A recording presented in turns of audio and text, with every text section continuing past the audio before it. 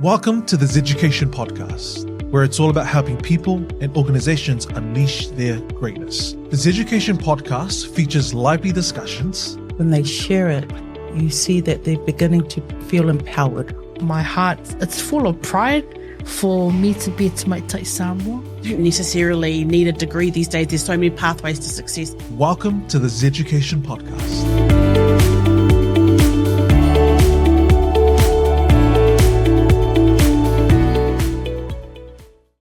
Malo Pito, welcome to the Zeducation Podcast episode. Today joining us is Afele Paea, a health and safety wellbeing professional of Niue and Māori descent, has over a decade of experience advocating for better outcomes, especially for Pacific, Māori and other vulnerable demographics in the workplace. Born and raised in Auckland, New Zealand, Afele is passionate about addressing the overrepresentation of Pacific workers in injury statistics. He highlights key issues such as language barriers, low literacy levels, and cultural misunderstandings that contribute to workplace injuries. Afele combines his extensive professional expertise with deep cultural intelligence gained from his experience and family. Join us on the Zeducation Podcast episode as Afele shares actionable insights on how to elevate health, safety, and well-being in our workplaces. So welcome to the show, brother. How are you doing today? Kia ora and whakalawhalai atu ki o matulu osi. Thank you, Basi, for this opportunity to share about what I do and how I do it and raise awareness of it. I'm good and I'm excited to have this talanoa with you. Yeah, thank you for making time, especially with someone with your experience and someone who's advocating for our people. It's important for us to have people like yourself share what you're doing so other people can learn. So talk us back to the beginning, how did it all begin? How did you end up in health and safety and just advocating for our people? Yep, my health and safety journey started. I'll go into the professional sense because I believe health and safety is with us personally at home. Growing up, we know boundaries around what to do, what not to do, and that's safety. So it's not just for the professional side of things. For me, it started at WorkSafe New Zealand. That was one of my roles as a health and safety inspector. That was the role I was hired to do. And the Pacific part to that, for the passion building part about that, came from being inspired by a man named Hans Key, and he was a huge influence on me, huge advocate, and he's been advocating for Pacific people, Pacific workers and their health and safety. Same thing, not only in the workplace, but in the community, at home, and he's been doing it for a long time. And so for me, that's where it started. Hans was showing me his passion for the people, and that to me stood out and became, for me, something that I was inspired by that, but inspired by him. Not just the health and safety part, but I guess we'll get into it, but the statistics around Pacific people, Pacific workers, Māori and migrants, it's bad. It's really disproportionate. So in that aspect, Hans has been trying to advocate for that thing, and he's been the biggest influence in kicking off that journey for me.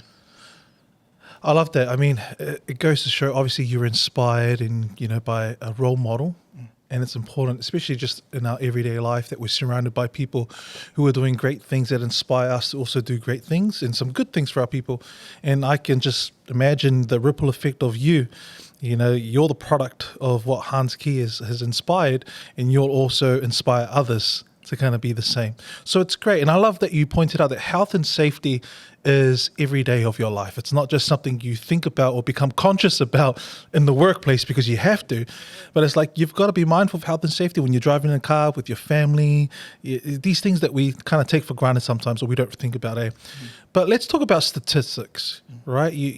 The way that you said it sounded like, man, you're passionate about there's challenges in this area. Tell us about some of the stats around Pacific and Māori, especially when it comes to health and safety. Yeah, so the working population for Aotearoa, for New Zealand, Pacific workers make up around 8 to 9% of the working population in the country. Māori are 15 to 16, 17%, And because we are 8%, 16%, and then there's like 3% for the migrant section, statistically, we represent majority of the serious injuries for more than 10 years now in this country. And those serious injuries are defined by more than a week away from work. That's how ACC classify it, ACC claim, an injury claim. And so that's where that data comes from. And being aware of data, it's not everything, but it's enough to suggest that something's wrong. Pacific people are only 8% of the working population, yet we represent majority of the serious injuries in the workplace. And if you want to dive into that, there's only 3 areas with the highest rate, so that's Auckland, Wellington, and around the agriculture sector as well, so around Hastings, around the RSC workers as well. Manufacturing, construction, warehouse, transport, logistics, other sectors. Manufacturing predominantly. Age group, 16 to 24. That's the younger demographic. You'd think it's the old school oldies, the 50 plus, that would represent the majority of those injury statistics, but it's our young people. And then if you want to drill down on that, it's obviously Pasifika make up majority of that, and it's the males. Yeah, Wow. It's the young men. So young men, 16 to 24, Auckland manufacturing is your most vulnerable demographic, statistics-wise. Injuries range from pain and discomfort, so manual handling, and then you get into things like fingers being cut off. So as an inspector, we are to attend to those incidents with the workplace, would be called in because it's a notifiable injury. So in my time, that is all validated for me with my eyes and ears, having to attend to that as an inspector, and then seeing that those statistics, that data. Yeah, and it really just pointed out to me that I want to do something about that. What really actually struck me was my nieces, nephews, and my kids, my boys. So I got 4 kids, and I'm thinking my oldest boy is 11. His name's Hudson. And by the time Hudson turns 18, if we're still living in Auckland, statistically, he's the most vulnerable demographic. So I've got from now to do something about that. And it's not something I can do on my own. I'm not naive like that. But I'm trying. That's my whole thing. I'm going to try my best to try and influence better outcomes for our Pasifika in general, young and old. But if you're gonna commit to something, this is me telling myself, if I'm going to do something about this, go to the most vulnerable, and that is the most drilled down, most vulnerable statistic. It's our young people. Sad. Wow, between the ages of 16 to 24 mostly, and it's mostly males as well. And why is that? I mean, yes, we can say this is who's getting hurt the most. It's males between the age of 16 and 24, but what makes them different apart from their age and their sex that causes injury? Yeah, probably a question I can't fully answer, but based on my take on that, my opinion and observation, our young men are risk takers, even around working in on and around water. If you go to the beach, it's the young boys that are jumping off the cliff to do a manu, and then you look at those drowning statistics, they align exactly the same. It's our young men that are being drowned and killed in on and around water. So it obviously goes into the workplace that when they start a job, if they're not trained properly, and if it's not delivered in a way that they can comprehend what is required of their role, if they're a machine operator, whether it be a forklift or picking, packing, whatever it may be, if they're not taught properly to that point of comprehension, then they're not going to catch it. And the other thing with young men, short attention span, probably thinking about buying shoes, buying Jordans, so their mind is sort of make money. because I'm young and I want to buy me a car sort of thing, and their drivers. Safety is like, it's not in the front seat sort of thing. It's just, I want to do this job, wait till get payday, go buy me some KFC sort of thing, and start splashing out on the money that they've earned. And safety doesn't really sink in until later on, or doesn't at all in some cases. Other factors would be, so that training part is a huge part of it. Employers making the effort to, when they're doing an induction on site, making sure that the content is responsive to their learning needs. With the older demographic, it's more around, because they are set in their cultural ways, they're set in their ways in general.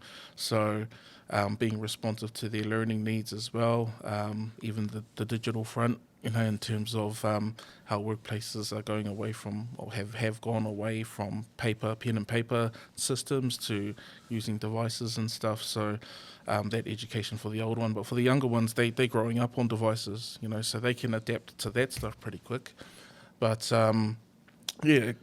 like anything, it's, for me and my observation, young men need to be shown by good role models and shown how to do things, and it needs to be didactic as well.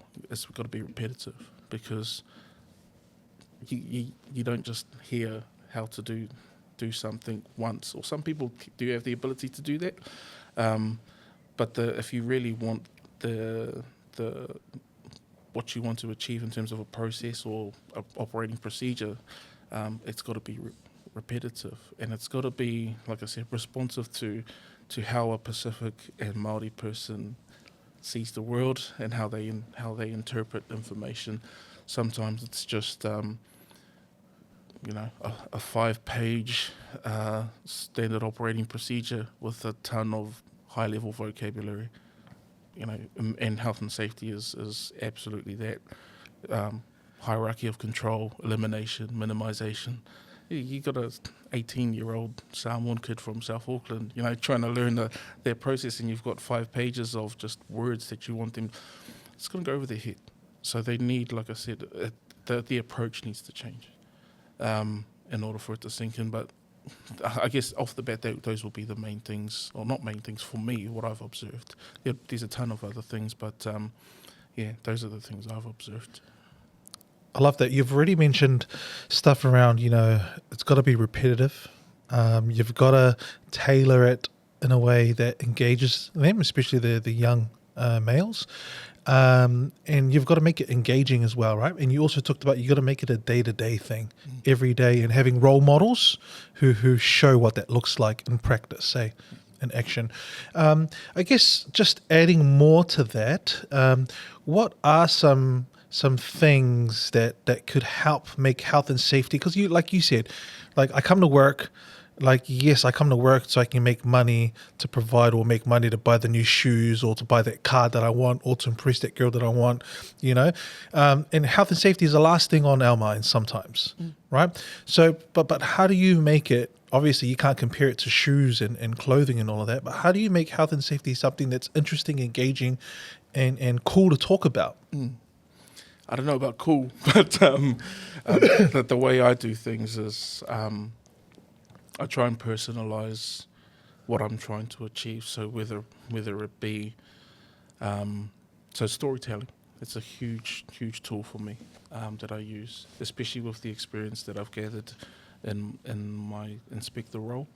Seen a lot, dealt with a lot, and learnt a lot through that opportunity. So when I talk about health and safety, I use a story, and I use that story, and hopefully they see themselves in that story, and it personalizes it for them. Oh, actually, I'm doing stuff like that. Like with the role model one, I'll kick out one where there was a builder in, I won't get into specifics, but there was a builder in the area, residential building, and we arrived on site, and he's at the timber frame stage of building this house, and the builder climbs up the side of the frames and starts walking on the top plate, and he's nailing things down and securing things, but he's got no no fall restraint, no fall protection, no scaffold, no fall bags, no safety nets. And then when I approached him to have a conversation about that, I said, hey, mate, come down, let's have a chat. Old school. You can see I haven't had any injuries because I'm still fully functional. And I was like, well, if you've been doing what you've been doing, how you've been doing it for the entirety of your career, you've just been dancing around the risk. The risk has always been there, and it only takes one fall from height for you to get killed. The main issue I brought up with him, I said, look at your apprentice, because he had an apprentice there, a building apprentice, and I was like, he's watching you do what you do, and you're giving him permission to do that. So as he grows to be a builder in himself, he sees someone that's qualified, that's got 40 years in the building industry, that walks the top plate with no safety consideration. That gives this apprentice permission. I can do that too. And that's the role modeling part. It's role modeling his bad behaviors, but then he's minimizing it by saying, "Oh, I'm still alive. I've got 10 fingers and 10 toes. I haven't had a fall from height in all my years." And I'm like, wrong attitude to take. So that storytelling part, that's for the older ones, and for the younger ones, I use that as my tool to try and get them to see themselves in the story, and then think about safety in that way, that if you were to be injured, what would be the impact of that? And you think about, I'll use that building scenario as another one just quickly. When they're building a house, they're going to sell it in Auckland for about $1 million. Let's say a million, because that's the average housing price. So $1 million to build that. They're going to pay for materials. They're going to pay for all their consents. They're going to pay for the labour, and then they're going to build the house. The profit on that would be $300,000-$400,000 from one house. So what they would do is they'll try and build as many houses within a short period of time to make more money. And the usual things that get cut to make more money: health and safety. If they can put the frames up without a scaffold, that's saving costs on scaffold. But who's really at risk? It's the workers. So, and sometimes when I've rocked up to a construction site and seen that very thing happening, the workers are defending the companies. They're defending the companies and saying, "Why are you shutting us down?" And I'm like, mate, they haven't considered your safety, and they've cut costs, or they've made trying to make savings by putting your life at risk. You may not see that, I do. And even though you may not like me for what I'm going to do and hold them to account, tell them that the work is going to stop until you have a safe method of working at height, whether it be a scaffold, a scissor lift, whatever it is. Get something in place, and I won't lift my notice until I have the assurance that you have the right safety things in place. So if companies, in my observation, if they can get away with not paying for that stuff and just get it knocked up straight away as quick as possible without having an inspector happen to come across them, they'll do that, and they have been doing that. And like I said, the workers are the ones that sort of approached me and saying, why are you stopping us from, because if we don't work, we don't get paid. And I'm like, brother, I'm not doing this to take money out of your pocket. I'm trying to educate your employer, who's going to make about $350,000 off you. By the way, how much are you on? Probably minimum wage. So you're on minimum wage, and they're putting your life at risk, and you're defending them. So for me, it's just like you got to, crunch those basic numbers for them, just to paint the picture, to say that you're going, when you get injured, if you fall from height off that top plate, which is 1.8 meters in the air or whatever it is, and you injure your back, do you think it's going to be your employer that's going to be showering you 3 days, every day, 3 meals a day? You think they're going to be with you for the rest of your natural life whilst you have this injury? No, they're not. Who's going to pick up?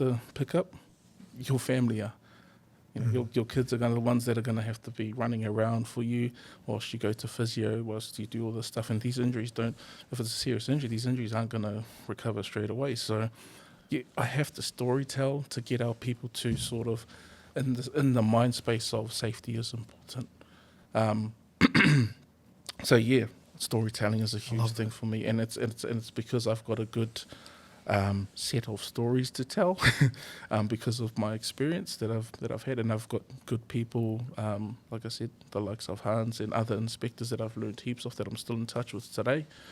Good friends that keep me in check, and we bounce off one another, and I always ask for their support because I don't pretend to know everything, and yeah, but I come back to the intention of what I'm trying to achieve. So in that aspect, that's how I try and get people excited about safety, if you want. I love it. Is by weaving them into scenarios where things have gone bad, and if they can see themselves in that situation, oh, that's me actually, then I'm like, well, don't accept it. You know, you gotta fight for your safety, or you gotta start protecting your safety, and not thinking that this is just a job to buy me shoes. If you look at what you're exposed to, and take a step back, and then if I'm able to do that initial bump of getting them not excited but getting them aware that I could get injured, and getting them to think twice, that's the start. That's the initiation. So that's usually because within a presentation, only 2 hours or 3 hours. You're not going to change their whole world, within 3 hours. But if you could make that initial bump and get them to just start thinking twice, that's what I look to achieve by trying to get them aware of their safety. I love that. Well, there's a lot of great stuff that you've just shared there, and I love that how you mentioned earlier, like, you've got this 5-page document that's very wordy about health and safety, but how do we get, especially young people, on board with health and safety? Right, it's got to be more than just posters on the wall. It's got to be more than just a one-day training, tick box exercise, right? It's got to be like this daily thing. And I liked how you said storytelling. I've never thought of it that way, but it makes total sense. And it's not something that the health and safety manager can do. It's something that a team leader can do as well to encourage their staff, like sharing stories that inspire, motivate, whether it's about leadership, but especially about health and safety. I've never thought that storytelling could be something like that, but it makes total sense, especially when it comes to health and safety. And I love that you put them in the shoes of reflecting on what's the impact, because it's not just about you. Like, you come to work, you haven't been injured for 15, 20 years.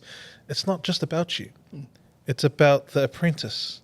It's about, the employer. They will get shut down, right? And it means no more work. It means you won't be able to provide for your family after that. Like, that's what you got to think about, not just the here and now. Hey, Absolutely. I love that. So tell us about some of the challenges that employers go through around implementing health and safety initiatives and getting their staff on board. Like, I'm sure there's challenges from their end as well.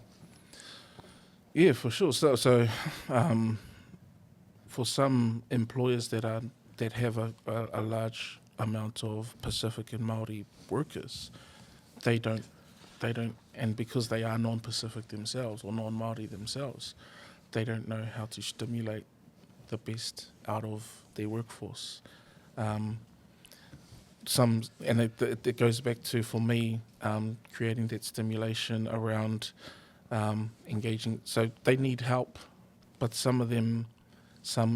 most employers, I would say, and I'm not trying to paint everyone with the same brush, but in my observation, it just falls back to compliance. What's the minimum I need to do?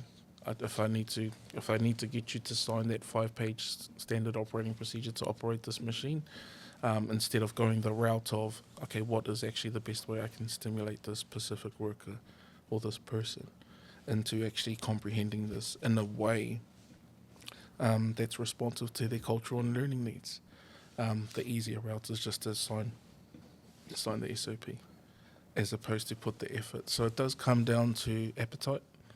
Employers having the appetite to go on the journey, of making. And the thing is to me, it seems pretty 1 + 1 = 2, But for employers, how much is that going to cost? if I have to get Zeducation in to bring my older workforce to get them up to scratch around using devices and stuff, how to email, how to log in, how to do this and that. How much is that gonna cost? And it's more of, so that's not their driver. Their driver is for those that are in that space, it's convenience and it's compliance. A lot of them will just revert to, okay, so by law I don't have to do this. I don't have to go on this cultural journey. All I need to do to be compliant is get the worker to say that they've been inducted, that they've been trained, and get them to sign that they've been trained. And a lot of our Pacific people, in my observation, they will say, yes, boss. That's the joke Hans and I always made when we were delivering health and safety messages, is that they're not going to say that they don't understand what the procedures, because they got a family to provide for. So if the boss asks you, do you understand? They're like, yes, boss. Yes, boss. They're not going to run it straight and tell them, oh, actually, I don't understand any of this. And I'm not going to remember any of this. And half of these words, I don't even understand. So it comes down to the appetite for the employer. Are they going to go on the journey or make the effort to go on the journey and pay for that effort? But it'll yield a workforce that are thinking, oh man, they've brought in Pasitao, they've brought in Afele to come and educate us on this, and these guys are experts in their field, or they have experience that can offer that to our workforce. Are they going to go on that journey?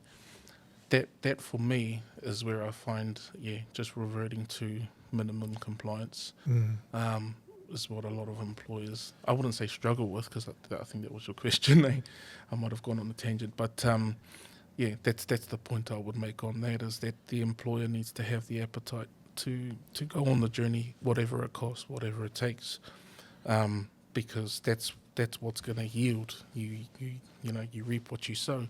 You put into your workers and helping them understand how to work in, on and around, and you set up the peripheral support things and resource, then you'll get a actual comprehension from them, and they'll be able to do their job safely.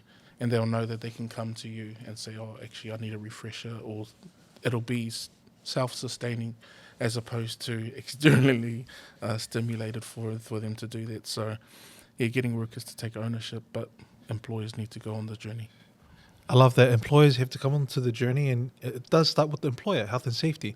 It starts from the top, and that's where it comes from in terms of health and safety. If you care about it, you will show it, you'll be serious about it. It's more than just a tick box. You're not just chasing the profit. You're there to help the people as well, right? And you think about it like your business is more sustainable if you invest in your people. Don't look at it as like, I'm going to lose money or I'm going to save money. But like, imagine if like down the line something happens, then your business has to shut down, or the operations or whatever it is, and you end up losing money. Or even worse, you lose work or clients because you're no longer respected in that space. So you got to think long term. If you want your business to be more sustainable, look after your people, and that means health and safety. Worst case scenario, you don't train your workers properly, and they get killed at work. Yeah, that's worst case scenario. Exactly. Is that you've created a business to generate some wealth for yourself or some money, but it's come at the expense of a worker that doesn't have influence. They're not going to go to they can go to the employer and say, hey, I'm on this construction site, you've asked me to work at height. The worker doesn't make the decision, boss, we need a scaffold. The boss is, boss, go and buy a scaffold, or go buy a scissor lift, or train me to work at height, or something like that. The worker doesn't have control of that. The employer does. And a lot of the time for our Pasifika people, they will, yes, boss, that kind of mindset. And even just our cultural values, things like, in Niue we call it whakalilifu. We don't want to go against, whaalo-alo, whakaapa-apa. We don't want to go against those that are in leadership or in management, senior positions, and elders. We don't want to, compromise our cultural values. So we will very much follow along. That's what we've observed. Where when I deliver health and safety messaging, I'm saying it's all right to ask questions. They are supposed to keep you safe. You don't you really need to fight for your safety. Actually, get them to take ownership and be passionate about it. That's what you're talking about, is getting them inspired. And how do you get people inspired to it? Well, for me, I just say, well, yeah, you have to be relentless around your safety. Keep asking questions until the point where you feel completely safe to do the work that you're being told to do. I love that.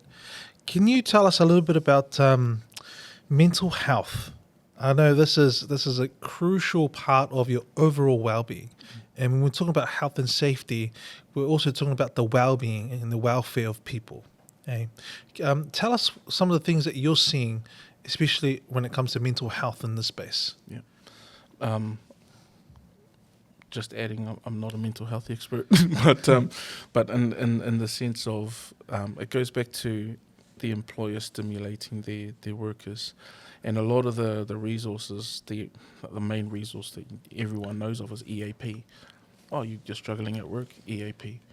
You look into EAP services. I've looked into EAP services, and they have qualified people to do that stuff. When I talk about our Pasifika and Māori people, we've got wellbeing models, te whare tapawha, and then the whānau whale. We've got systems and structures within our own cultures that will be more familiar than a clinical psychologist that you're going to get 4 sessions from. For me, I say take it back to the fundamentals. Go back to, if you're Māori, go back to your kaumātua and have a kōrero with them, have a cup of tea, and reset that whare, in te whare tapawha. And that's where employers, they tend, like I said, what's an easy, quick referral? EAP. So that's usually the one that kicks in. So managing mental health, even from the employer's point of view, is, man, where do I start and how do I go about doing it? For me, like I said, if you have a Māori and Pacific workforce, have a talanoa with them. Say, what do you usually do to push reset if things are getting a bit overwhelming at home? Your finances, your relationships, the holistic stuff, as on top of you having your job description. What are the peripheral stuff that could be contributing to your decline? And a lot of the time, like I said, our Māori and Pacific cultures have wellbeing models that are tried, tested, and sometimes they just need to tap back. My recommendation is to tap back into them in order to push start. And like I said, I'm not dismissing EAP.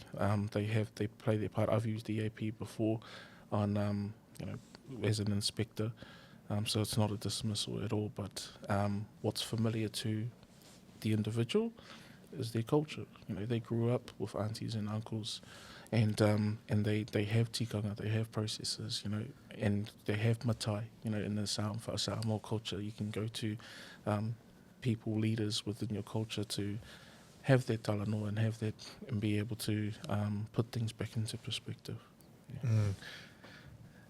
I love that. I love how you talked about, yes, Pacifica Māori do have their own, wellbeing frameworks, and, going back to the fundamentals. I like what you see, go back to your marae, go back to your whānau, go back to your mātua or your matais or your family, and just get grounded again, because, that is our why, our family, where I'm from.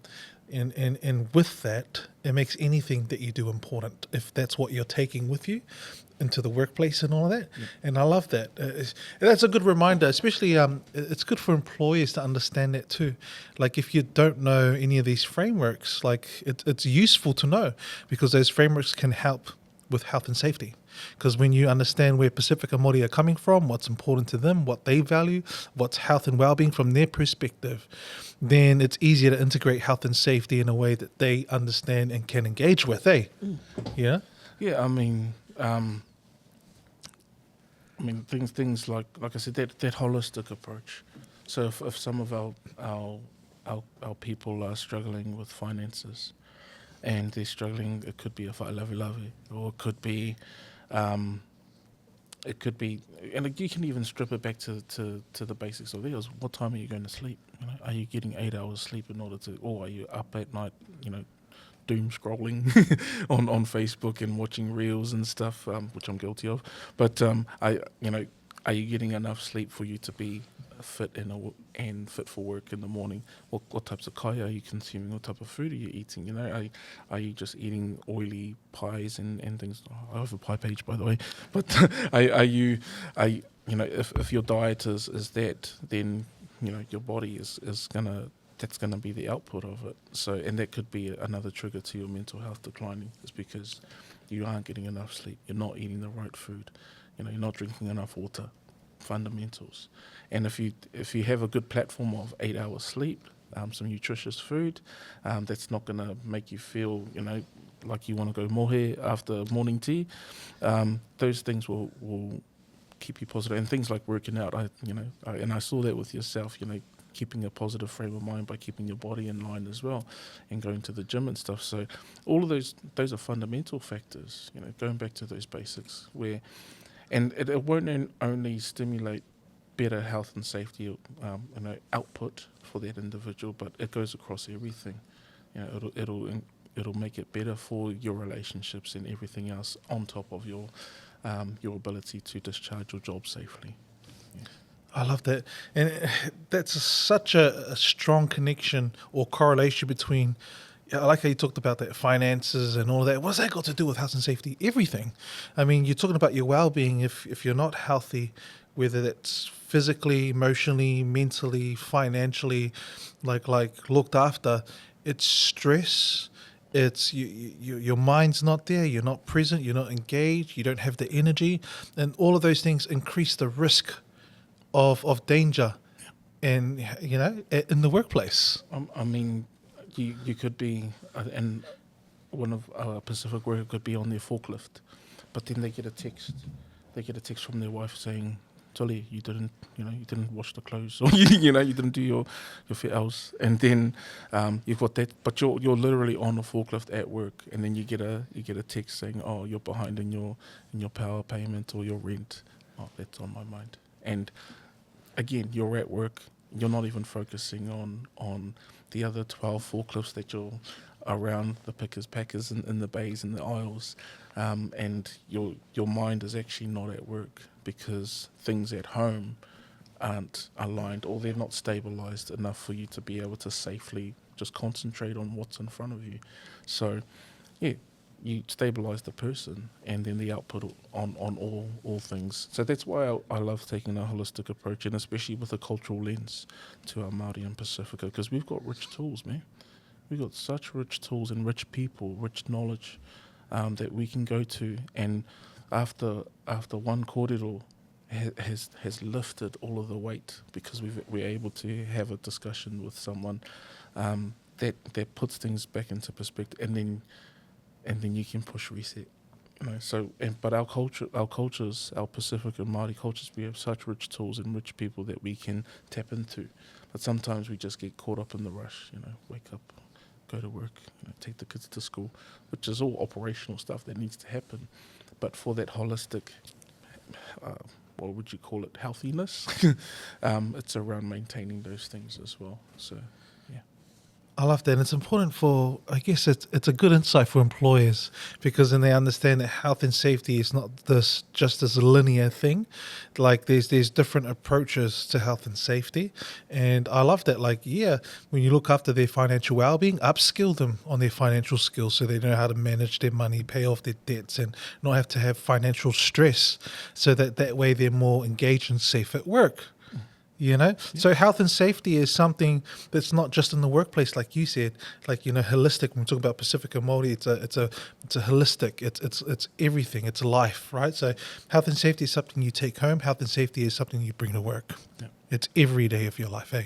Yeah. Well, it's something I've come to believe that safety is a mindset, because if you think about, say you got a job to do, we need to change a light bulb. You can put a chair on top of a table and change the light bulb, but that's dangerous. You get the job done. The job was to change the light bulb. The job gets done. But someone like myself that is always thinking safe, I'm thinking, that's not right. If I walked into a room and saw someone, and I'm bad for it too, or not bad for it, I think it's a good thing, that I'm driving around and I'm seeing construction sites, and I guess that's my inspector background too, but I'm always hazard spotting if a little kid's going to run out on the road. Whereas some people are just in the moment, they're just thinking about getting to the destination. But for me, I'm always thinking safely, because I want to get to my destination safely, especially if I've got my kids in the car. And it doesn't matter what you're doing. There's a way of getting the job done, and then there's a safe way of getting the job done. So safety, for me, I want to stand up that it needs to be a mindset. You got to think safety all the time, to the point where it's just normal. Doing things safely is normal. Like I've seen people pick up tools and not even do a pre-start check, and I've seen people jump into a forklift without even doing a pre-start check on that. You don't know what the last operator done on that machine for the last 12 hours. The brakes may have been faulty, but then because he had to get home to pick up the kids, he hasn't reported that there's a fault on the machine, and then the next shift operator comes in, doesn't do a pre-start check, doesn't check the brakes, check the lights, and do a basic 40-second check, and find that, and just jump straight onto the machine, then boom. So safety is a mindset, and the more we get it out there that people need to think safely, think safety in that aspect, the more awareness people will have, and hopefully it can yield less injuries. But of all things, that I'm very passionate about safety and wanting to bring it to the front of mind, so people are thinking about it all the time. I love it. Yeah. Safety, or health and safety, is a mindset. I love that thought. Are you seeing, in terms of looking forward into the future, are you seeing any trends, especially with things like technology, that we need to be mindful of, that could help with health and safety, especially for employers, speaking to employers? Yeah, well, I guess the flavour of the year or the month is AI. And the impact that it's going to have, or potentially can do, for employers, and automating things, taking the worker out of the situation where things can be automated. It's going to have a huge impact. And if an employer doesn't get ahead of the curve, if you want, and be proactive about how the world is moving and changing around digital spaces and how it impacts on the workplace, then they're gonna be left behind. Not too much I can comment on about that, but in the health and safety space, I guess if I'm being honest, in the health and safety space, it's a good thing, because in terms of, I think, health and safety legislation, it talks about the highest level of control is to eliminate the danger, the risk, the hazard. If you take a worker out of a situation, no one's going to get injured. A machine is going to get damaged, not a person. So health and safety-wise, AI, automation is great, but people-wise, who need jobs and need to be, if everything's going to be automated, how are people going to, how are we going to stimulate our economy in terms of having people at the core of the work? So, not wanting to advocate for automation or AI taking people's jobs, but from a health and safety perspective, if robots were running everything, no one would get injured or killed. That makes sense. Makes sense. But in the aspect of communities and people and being able to sustain, and especially in this time where there's the cost of living is hard. Now a machine has taken my place, so. In that aspect, obviously, that's the seesaw in terms of things. Yeah. Balance, I reckon. If an employer can balance out how to use AI in a positive way, or how to use automation to increase the safety, but not completely eliminate the people out of the scenario, then that's a good balance. Yeah, because people are more safe whilst they're doing their job, but at the same time, not to the extent where they've been phased out. Yeah, especially with AI technology. A lot of that's happening in terms of replacing people, and which is a bittersweet. that you talked about. Sweet in terms of it's good for the business, and no one gets hurt because you're replacing the person. So it's a machine for a life, but at the same time, someone loses a job. Yeah. But look, that's the world we live in. That's the way the world's heading, and we can't really escape it. But health and safety, regardless, where you're working behind a desk, whether you're traveling to drop off the kids to school, whether you're working on a construction site or in a factory operating a big machine, health and safety is every aspect of your life. Something that we definitely need to be mindful of. But we're drawing closer to the end of our podcast, brother, and you've blessed us and been so generous with all this wisdom around health and safety that would hopefully inspire our employers and also people out there in general. But my two final questions. First one, if you could wave a magic wand and change anything when it comes to health and safety, what would you like to see? If I can wave a magic wand And change something. In health and safety. Mm-hmm. Sorry, bro, I'm not good with these quick fire questions. No, you're fine. I'm a bit of a deep thinker, and I'll probably have a good answer for you tomorrow morning. But on the spot, if there was something I can change within the health and safety sector now, it would be to be more responsive to the people, to the families, especially those that have lost a loved one in a workplace incident or in an accident in general. But you find that the legislation it's geared towards it's a regulatory function. It's legislation for an employer to align themselves for compliance. If they get it wrong, like I said, worst case scenario, someone gets killed. Now, the legislation does nothing for that family. All it does, it gives the employer, oh, you killed someone, smack on the hand, here's a prosecution, pay X amount of dollars. Mate, it's a transaction. You make transactions when you buy stuff off marketplace, or Trade Me, you do a transaction. So what's the real cost? Yeah, it has a financial cost for the business, but that's like I said, that's going into your app, your banking app, and making a transaction. The cost for the family, they've lost a father, they've lost a brother, a son, a mother, and something that's avoidable. So if I could wave a wand, it would be to have part of the legislation that the employers, you can get reparations, but I mean and it's all discoverable if you in terms of courts and stuff, and even WorkSafe's data, you can do an OIA and get the data and information. But if you look at the reparations that workers have got, it's something like, they've given $40,000 reparations to the family or to the worker for their injury. And these injuries, they're pretty. If you're right-handed and you injure your right hand, you can't use that for the rest of your life.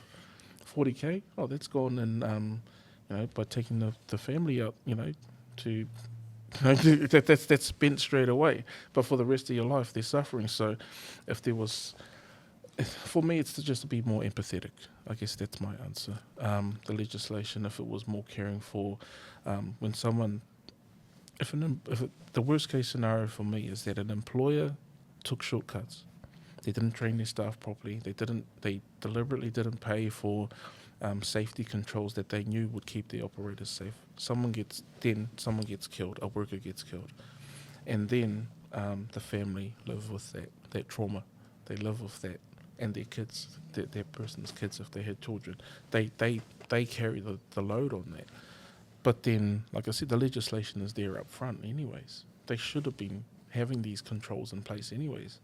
So the family are the ones that lose out. And for me, if I could wave a wand, it would be to show more love in some way, shape or form. Obviously, money's nice, but that money doesn't account for losing your dad, or losing your brother, or losing a loved one. So, but that's a good start. It's a good start. Right now, it's not there. All the family get is a "I'm sorry," and then they carry on.